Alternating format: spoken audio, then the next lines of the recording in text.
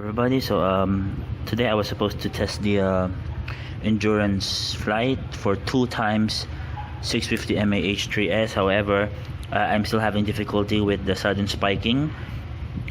This video is actually more on how to, I want to show you how strong runcam nano 3. So I'm using a runcam nano 3. I will be showing you guys the video somewhere there. Okay, the crash. So what happened was, it was a head crash. It's a flat head. It was a head crash, and as you can see, the arms are not the one that took the hit. It was the head. This canopy was not designed to actually take any hits. As you can see, it's actually a very thin profile 3D printed canopy, but for some reason the runcam tree is still alive. I'm actually quite surprised, and I'm actually quite surprised that nothing shorted.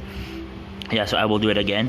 The body, the frame did took some hits, but as you can see, it's I have some crash indicators here, so this should snap off if this was the one that collided. So actually, I think what happened here was maybe some sort of like this crash, something like that, because it was the arm tree that took the entire hit. As you can see, there you go. But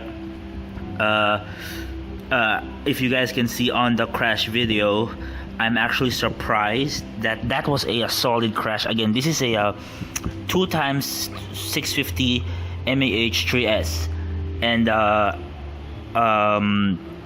again guys, this is an endurance test build. Okay, so when I'm flying normally with only one 650, that's the normal flight. This flight was for the testing reason. So actually, this kind of fails makes me confident that the frame, I mean, if I did crash with a single 650 mAh with this kind of damage, you can still go home. I mean, you will still be able to go home with this crash. Yes, you might have a slight wobble. Yeah, but anyways, yeah, this was caused because of 2 times in parallel 650 mAh, guys. Anyways, I just want to share data. I'm just surprised that at first I did not know that it was the head that really took the hit, because when I was looking at the goggles, everything seems fine.